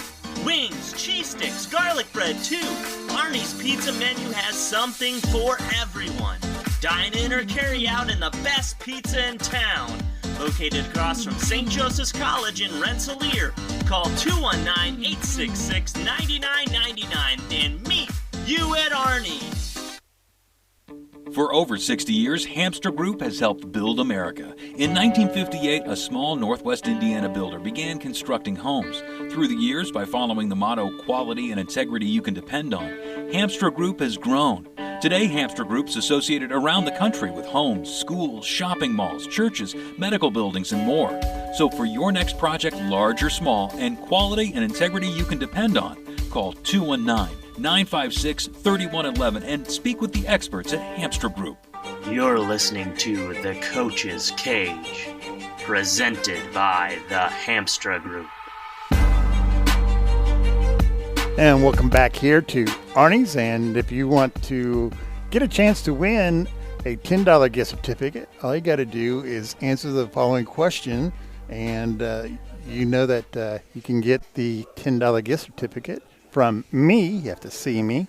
And the questions are, there's two of them. So I've got two $10 gift certificates to give away from Arnie's. What three football teams won the week of September the 16th and 17th? And what was the score of the West Central and, North Newton game of that? And the other question is, the coach, Chris Meeks, has been in the season for 22 years. So he is right now in a certain category as far as one of the top coaches in the state of Indiana. You just have to tell me which position he is at this present time. For career wins. For career wins in this 22 years. So let me know what position he is at. Is he 18th? Number one. No. Sorry. Go Sorry. ahead. 18th?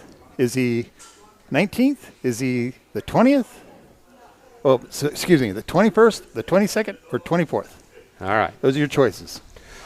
All right.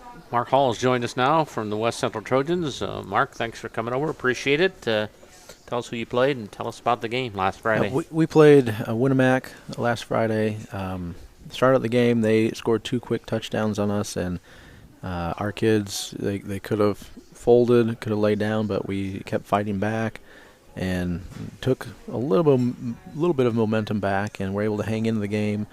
At halftime, we ended up giving up another one off of we had a bad punt, set them up in good field position. They ended up scoring, and it was 21-0 at halftime, and we're hanging in there.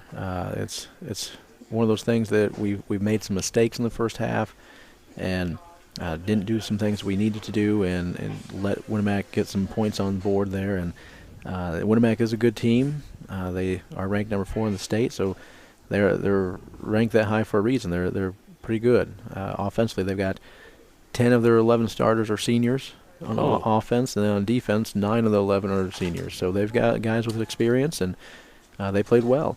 They did some good things. We didn't do anything really to help us. We, blocking-wise, missed some assignments at different time points. Didn't hold edges sometimes on defense or secure edges. So those are things that we focused on in this week of practice to get better at. Then, so we were down 21-0 at halftime, and then Winnemac scored 2 more in the third quarter, and then it was 35-0 as the final then. Our kids did play hard the entire game. It's not like they just quit or anything like that, so I was pleased with their effort, not ever quitting on anything, just playing to the end. They played hard, and offensively we were able to move the ball. We had around 200 yards of offense. They had 9 first downs, so we moved it. We just need to get, once we get to their side of the field, we got to finish some drives off, and that's really where we've been struggling the last few weeks. That we've been able to move the ball. Since the North Newton game, we've been able to move the ball. We just aren't finishing things off. And that's where we got to keep improving at and finishing things off. Turnover-wise, we were a lot better this last Friday. We didn't have any. We did have one, but we forced a fumble. We pick it up, we run it 20 yards, and then we fumble it. On the same play, you mean? On the same play, and they run it back another 10. So there's like a 3rd and 15 play, and it ended up being them a first down farther back than where that started. Oh, no. So a change of possession. Yeah, because it was a change of possession. So we had a fumble, but it was off of a fumble, so it was kind of an odd play that you don't see all that often. Yeah, no, absolutely. Anybody play well for you Friday Yeah, night? Bladen Huber played well for us offensively. Gerardo Salazar as well offensively. And then defensively, Did Huber have 19 or 20 tackles he again? did not this week. Oh. He was I don't know if he was blocked a little bit better or just wasn't getting to the ball this week. But Tristan Sizemore did well for us defensively. Blake Hughes made some good plays for us up front. And then just, Aiden White did some nice things for us. And secondary-wise, we did a decent job on pass coverage. There was one that they were able to catch that we weren't in a good position on, but other than that, we played pretty good in the secondary. Up front, there was time periods where we did okay, but there was time periods where we just weren't securing that edge. So a couple guys did play well, and then offensively, a couple guys played well as well with Gerardo and Bladen. Gerardo led us offensively with I think it was 80-something yards rushing, and Bladen had 60 or 70-something yards rushing. So we had some guys that did some things for us, but it's just one of those things that we just got to finish some things off, do a little bit better up front to make sure we can get in the end zone. How do you do that? How do you get to the point where you can score on a long touchdown drive? What's the key there? One of the things that we talked about as coaches this past weekend, and I mentioned to the kids as well, one of the things we're lacking right now is explosive plays. Like I said, we offensively, we moved the ball, had first downs, and we are able to move the ball at time periods, but we're getting to the point where it has to be long, 10-play drives type thing to score. We don't have any of those explosive plays that are 15 or plus yards, and that's what we really are lacking and need to try to get better at. So we've done some things this week, trying to put in some plays that hopefully will be able to spring for those explosive plays and help us out that way. Because, it's nice to be able to move the ball 4 or 5 yards at a time, but sometimes you just need explosive plays to gain momentum or for the other team to make them feel like they don't have any momentum and are on their heels the entire time. So those are type of things that we just got to keep working at and keep improving on. And some of those is just getting downfield and blocking, because we may be a block or two away just from either a wing getting downfield or a lineman or a receiver just making one extra block downfield or holding their block for 1 extra second. What's the focus on in practice this week then? This week is just getting better. Everything we do, we get better at it. Offensively, defensively, special teams. Special teams, we had to look at punt team, because punt team didn't look very good on Friday, so we made some changes there. And then other than that, just get better with everything we're doing. Sectional week, or sectional is Sunday. What are your thoughts there? Who are you in with?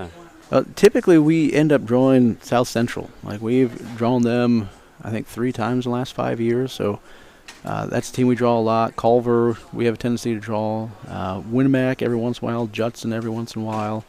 But those, there's teams out there that, we would prefer to draw over others. But you've got some pretty good teams in that section. Yeah, there's some good ones in there that play pretty good football. So we've got opportunities there that there's some teams that we match up better against. But that's one of the things that if we want to continue to advance, we're going to play them all anyway. Who's up this week for you guys? We have Frontier this week. And what do you think? I was going to say, what are some of the things you've got to do with Frontier? Frontier is, you guys talked to Coach Davis earlier and talked about his game. Frontier scored in the last 30 seconds of that game to win last Friday, so they've got their first win. They've got some confidence. With Frontier, one of the things that's, I guess, is kind of odd this year is like every game they seem like they come out in a different offense. They've been... That's kind of unusual, isn't it? A little bit, and it's not necessarily it's a different offense. They just keep switching back and forth between ones. They have an I formation one they're in quite a bit, and then all of a sudden, like the next game, they'll be in mostly shotgun.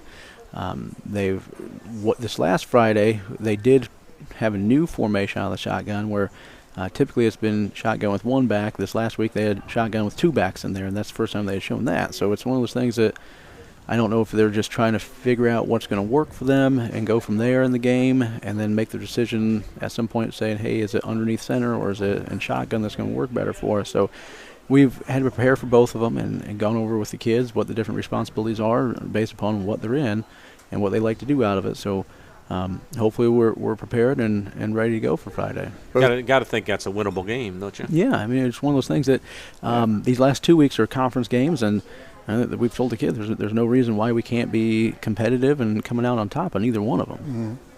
Who's the last week? North White's the last week. North White, yeah. Okay. Yeah.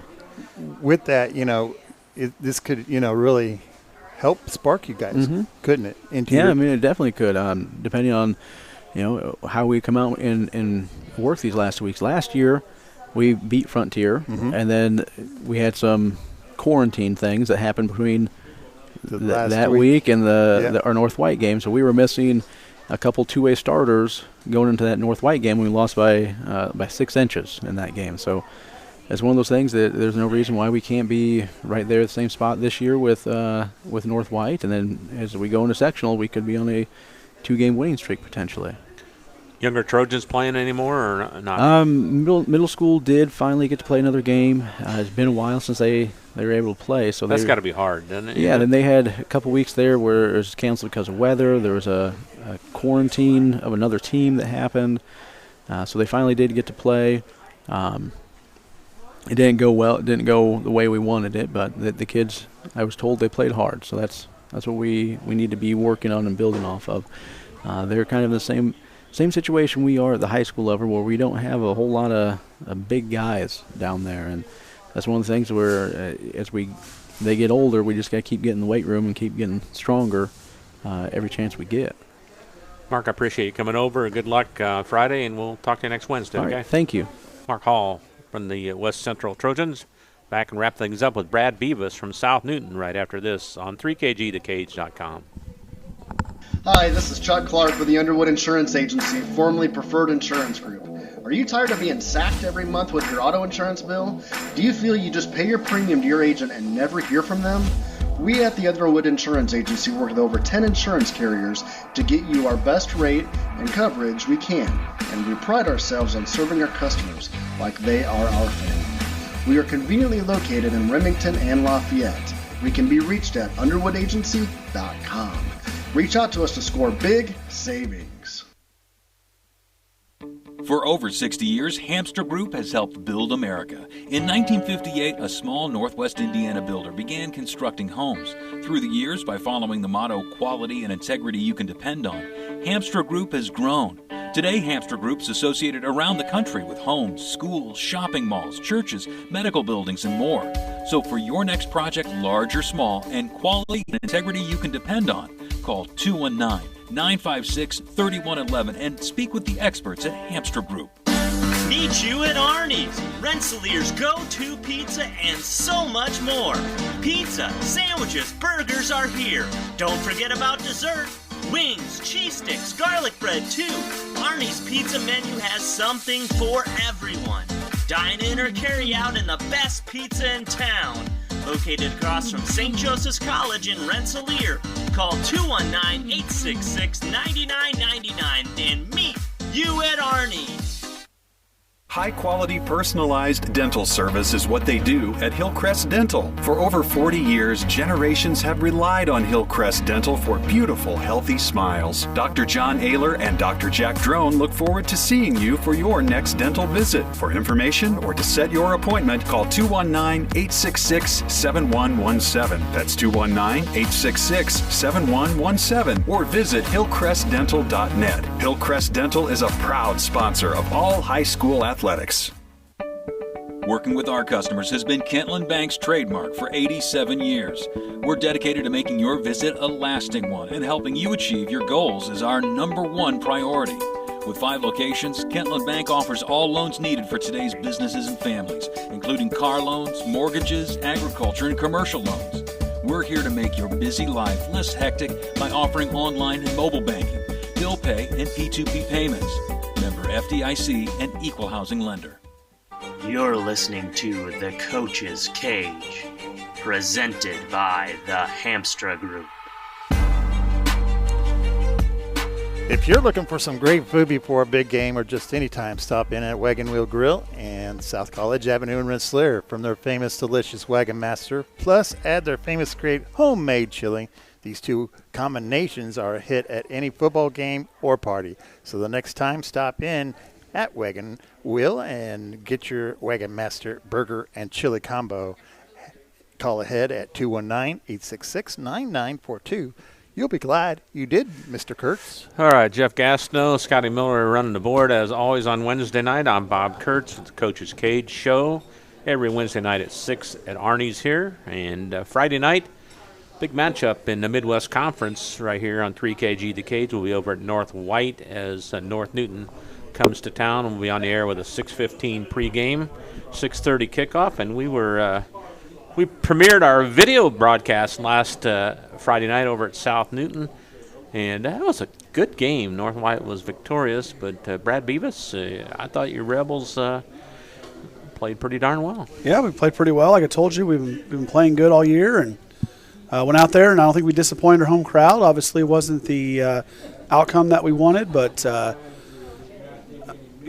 first half, I thought we played really well, gave up 2 long runs, went down 14-12 into halftime.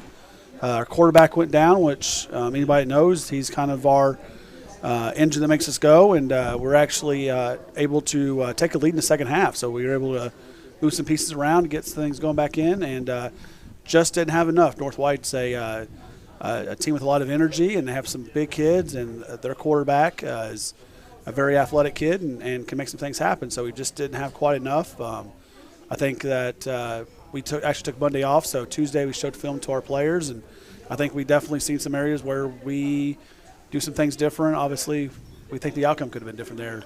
So, anyways, I thought we played well, but it's just that we get together. It seems like be a lot of points and a lot of excitement the last 3 years.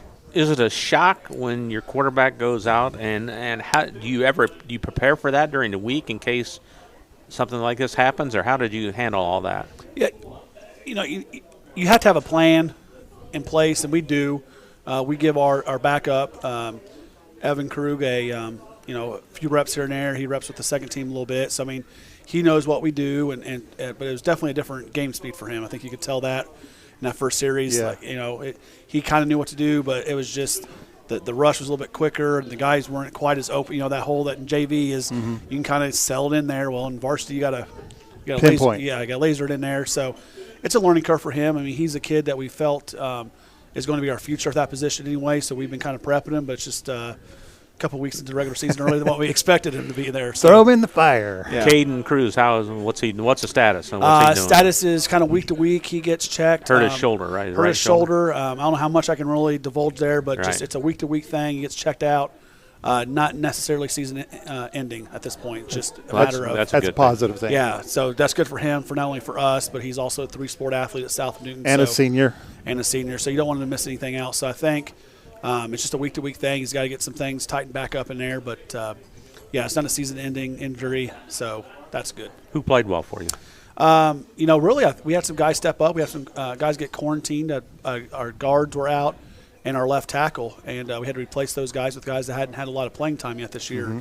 And honestly, they did pretty well. They practiced Wednesday and Thursday, so they got a few reps in there. 2 of them were freshmen, so that was kind of eerie thing to deal with. But they did a good job. I thought they played well and gave both of our quarterbacks and really everybody time to make completions. Like I said, after Caden went down, we were still able to take the lead. So we still scored 3 other times after he was out of the game. So I thought those guys played well defensively.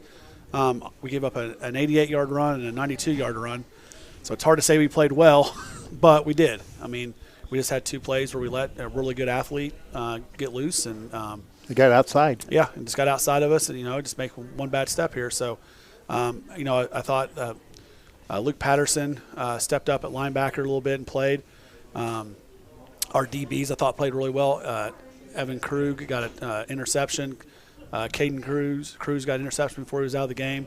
So I thought those guys played pretty well at the back end. They really didn't want to throw the ball, and once they got up by a couple touchdowns, they didn't throw the ball again. And we were able to sneak our way back in and kind of make maybe some magic happen there at the end. We just kind of ran out of time. But our DBs are pretty good back there doing those things because people don't most teams can't throw against us. The week before, Covington was really good and was able to, but teams that rely heavily on the run were able to control it with 3 or 4 guys back there. So that's good for us. I thought the third quarter was really cool, especially when your defensive line eventually got to Eli Quasborth. I mean, it took time, but eventually, and then that interception happened. That's got to be tickled to you. But I was noticing not only you, but several teams this year have been playing and asking the freshmen to step up. Yeah. We talked about a few years ago we were playing a lot of freshmen, and this year we're playing just as many freshmen as we were a couple of years ago when we were struggling. We have a little better senior leadership across the board. It's just that everybody's gelling a little better and all that kind of stuff. But those guys are stepping in on that interception. Our defensive coordinator, which is Kellen Krug's dad here, pointed out we had 7 guys blocking after the interception. So not only did we intercept it, we knew what to do afterwards, and we were able to spring him loose and for a touchdown because that was a huge play for us. So we got guys that are excited, and, unfortunately we just came up short. Well, you brought a player with it. Introduce him to us and tell us a little bit about him. Yep, this is Kellen Krug. He is a senior. He's our center. Yes. I'm going to let Jeff handle all the interview here because Jeff played already had a senior question, center in football in high school, so it's Jeff. So go ahead. He's also defensive end for us. Backup long snapper, that sort of thing. Yes. And he's also a coach's son. He's our defensive coordinator's son. So that's a whole different dynamic sometimes on Friday nights. And he's got a brother that's going to be playing quarterback behind him, so he will be snapping to his brother all night Friday, so that's going to be interesting. I know how I'd be with my brother, but there might be some arguing going on there. I don't know. Jeff, take it away. Well, it's your interview. Kellen, it's just great to actually get a chance to talk to another center. But your perspective, what is one of your main responsibilities as a center? And besides snapping the ball, which I'm sure you get told, you look kind of silly if you don't get it on the right snap, right? Yeah, I get coached up a lot. Like if I don't get a good snap, I get barked at. But my job is basically make sure everyone else on the line is like intact and make sure they get their blocks down and other stuff like that. But more than likely, like we haven't had success in the past, but just like having people's heads high and like we lost one, but come back and get it next week and stuff like that. Lane, I mean, I'm sure picking up your guys on the other side, is that your responsibility? Is it? I mean, are you the team leader as far as that aspect of it? Or you guys know, I've got this guy. I mean, do you guys communicate? How's that work on the line? Because a lot of people don't even realize you guys got to keep talking to each other on the line, don't you? Yeah, I'm probably the main guy that points the stuff out, but this year we've had some, like, injuries and quarantine, so I've had to, like, step up and tell them what to do, where to go, and so they've been getting the gist of it lately. So do you like snapping the ball? Yeah, I do. Do you like doing the quick back to the quarterback, or do you like the underneath you? The quick back, yeah. That's what I've always been doing. And then what's probably your favorite thing as being a defensive end? What's the favorite thing that you like to do? I didn't really play it a lot, like my first 3 years, but this year it's like just attacking the ball, and whenever like you get that tackle for loss, it just feels amazing. So just like getting past the line and just bowling linemen, it's pretty fun. What's some of the things that you wanted to see accomplished this year for you individually, but not only you, but as the team? What were some of the things that you wanted to see, including your freshmen? Because, boy, they have really came in at key moments, haven't they? This year for me, mostly just been like keeping my blocks and knowing what I'm supposed to be doing so that I don't really have to worry about myself as much and just help other teammates. But I wanted to get that win badly, and we finally got that. So what's the most enjoyable thing about playing offensive and defensive line?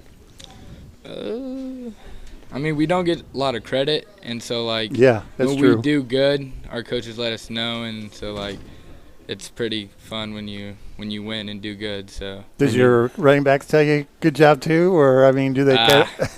Sometimes. But what do you find probably the best, like the 10-yard run, or would you like to see that 25, 30-yard, or maybe the distance? Probably the distance, the run. Yeah. Just running down there, because you're slower than the quarterback, you just get to see him score, and then you're running down there. It's pretty cool. Kellen likes long touchdown runs because he's not on the extra point. So he can jog right off the sideline. There you go. Go from the center right to the sidelines when he sees So tell us how you got started playing. When did you start playing football, and how you got started, and how you got to be a lineman? I started in, I think, kindergarten for Little Gridiron, and my dad was a coach. So I've always been a lineman except for middle school. And then I think my freshman year I was tight end for a couple games, and I switched to an offensive position. I can't remember. And then sophomore year I was center. And so I've just been working my way up. And how does it feel to have your dad coach with you? And, is it sometimes tough, or do you find it experience, that you're glad he's doing it and helping you through this? I mean, he harps on me a lot, but not really as much in practice, much as when I get home. But, I'm used to him, yelling at me and stuff. So, but he's really just there to, just help us. Obviously, it's not just here for me and my brothers, everyone, the teammates and stuff. So. You're the oldest? Yeah. How many? You got another brother and another one? I have a younger brother, and then I have a twin sister. She's a manager. Okay. And how it seems like your family is really all niched into the football program. How important is that to you? I mean, it's pretty important. My dad grew up playing South Newton football. I've played it, my brothers played it, and my family enjoys it. So just going out there on Friday nights is really fun to have your whole family there. What are you trying to accomplish the rest of the season here?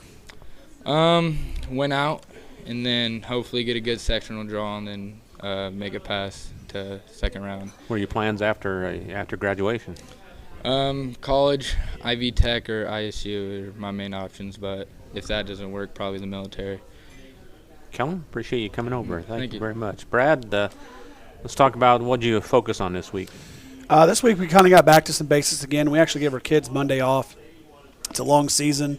Last week was homecoming. We just felt our kids were kind of drained a little bit, so we gave them Monday off and let them go be kids and relax a little bit. I think they enjoyed that. So this week we kind of went back and we felt like we need to work on some tackling. So we've been working on that, a little bit different technique, trying to get them in the right spot, and really just being crisp. We've like you said, we've played pretty well. We've executed good. We've got to get some guys some reps now that we're kind of starting to shuffle some guys around, but really practice hasn't changed that much. We haven't changed much what we're doing. We're trying to make sure we get our reps in so we know what we're doing and kind of get out there and try to get these guys home a little bit earlier. And I try to schedule about an hour and a half, hour and 45 minutes worth of practice, and then I turn it over to these guys. Now there's still more practice time, but that's what the coaches feel like we need to get done. And then we do our team stuff, and I've told them this week is they have their time. So if they want to get out of here by 5:15, let's wrap through it. You want to be here to 5:45? Take your time. Screw up, because we're going to do it again until we get it right. So that's kind of putting it back on them, probably making them a little bit accountable, letting them know that they have control of practice. So it's kind of a double win. For us as coaches, it gets them motivated to be crisp and get done. But for them, it's like, okay, we can get out of here quick. So it kind of puts it over there. So that's kind of been our focus more than anything. So instead of a 2-hour and 25-minute practice, you're trying to get everything done in that 1 hour 30 minutes or 1 hour 40 minutes. And these guys do a pretty good job. We give them the practice schedule sometime in the middle of the day. I email it to them, and these guys will tell you what's coming up next. They know what drills are doing. If we deviate, they start to try to correct us. And sometimes I have to remind them that I can change things.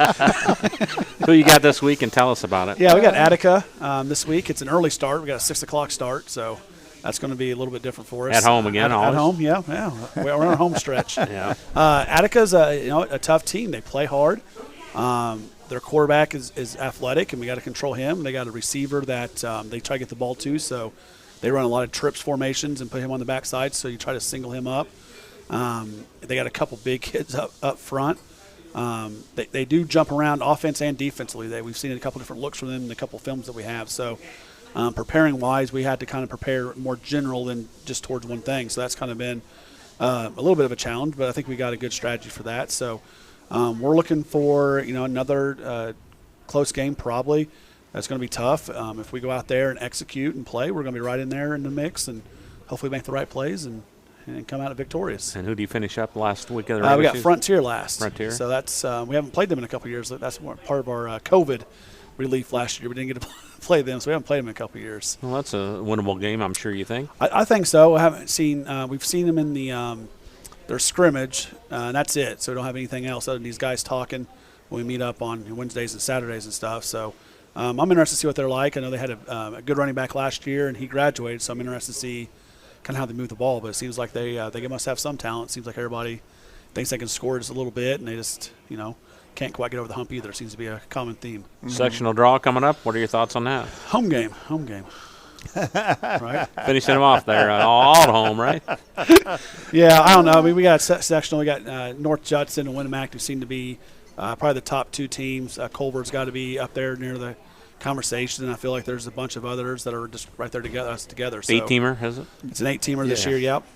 So I just think, probably a lot of us are wishing for some crossover draws so we can be competitive. But, yeah, you just never know. And I kind of always just hope for not long road trips. That's kind of my thing with that. So we'll see Sunday at 6 and see what happens. Jeffrey, anything else we need to talk about or no? I'm just amazed how well you've done with the kids, their attitudes and everything else. And thank you so much for even us doing what we did last week. That was a neat experience. Yeah, it was cool. I want to thank both Chris Bell and Joe Keller. Wow, they wowed us with a lot of information as well. But how fun it was just to watch your kids play again, and just try to compete at the best they can, and just come up a little short. But they're a fun group. I know I woke up Saturday exhausted, and it's like, man, that was fun. I mean, like, we didn't win, but it was fun to coach, and the kids responded, and we made corrections, and they got that and did it. I mean, that's the fun thing. I think these guys had fun talking to them. It's like you want to win all your games, but that's not always all of it. So, like I told them Tuesday, I was like, I was disappointed that we didn't win, but I had fun doing it, and that's nice to have that again. So. Brad, thanks for coming over. Kellen, appreciate you coming over as well. And good luck Friday. We'll talk to you next week. I did have one thing you talked about, Coach Meeks being 22 years. Yeah. There's a guy down there at Sheridan. I had to look it up. Oh, yes. 56 years. Yes. With old Bud Wright down there. Yep. Wow. Holy cow. Yeah. I mean, I wasn't even alive that long ago. So, Coach Meeks started before I was in high school. Oh, my. Tell him that for sure. I remind her once in a while. But I thought I had to look up what Bud's was, and it was 56 years. And, and if I'm incorrect, somebody can correct me. I think his first year was at Mount Air. Could be. He coached 1 year at Mount Air. Yep. And he's coached 55 years down at Sheridan. So Mount Air had a football team? Mount Air had, they went 1-3. I just looked this up. I'm one of the stats guys. You are doing good. 1-3 at Mount Air, and then he went down to Sheridan. We all know that record. I didn't know that. And everything else. I didn't know that until I looked that up. Where he first started, and I didn't. But I knew Mount Air had a football team. So to me, that's just pretty impressive. Not only are you teaching and all that stuff for 50-some years, but to coach that long is just. You have your sanity that long, man. Teaching. That's. I hope I do. Tough. If I do, I'll be doing. Beavis, you're not going to be coaching 56 years. I guarantee you that. Thanks a lot. Thank you. Brad Beavis, Kellen Krug have been our guests. Back to wrap things up on the Coach's Cage right after this.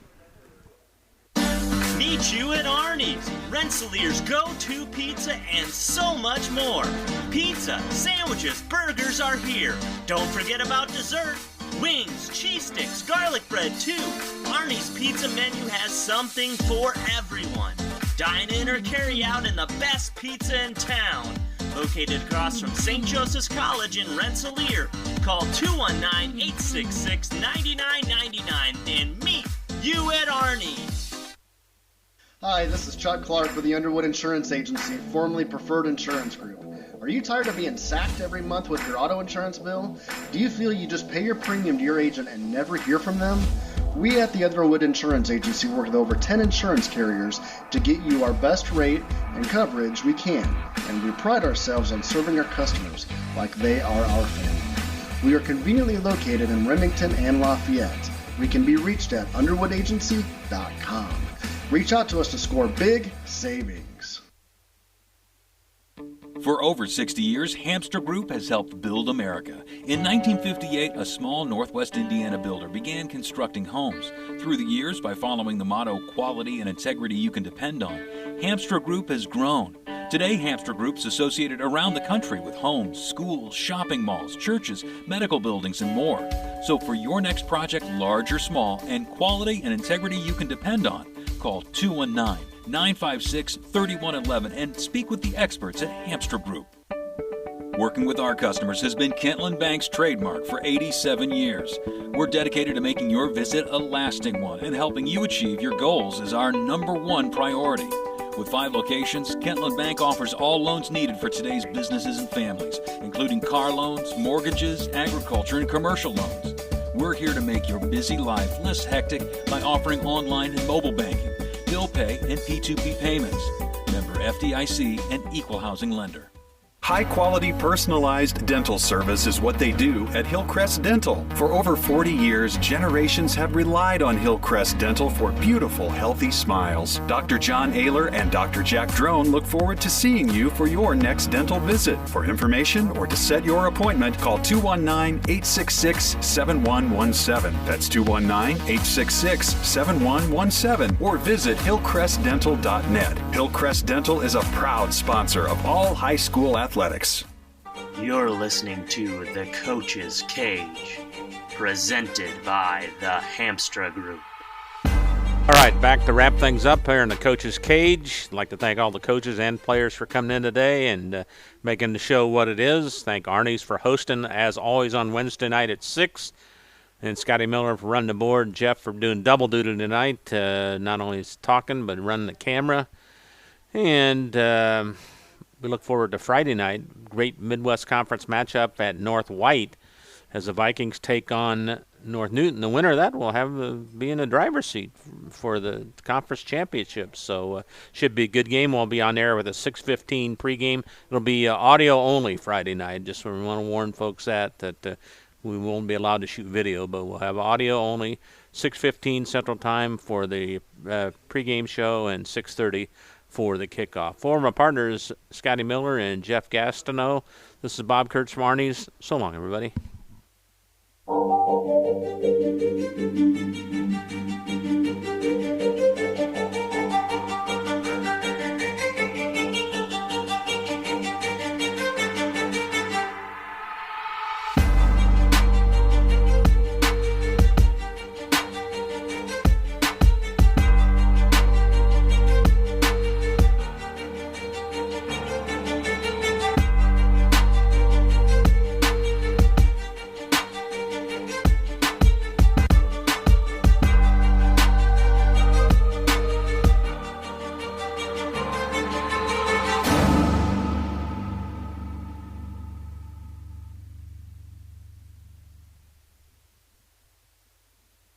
The proceeding was a presentation of 3KG Community Broadcasting.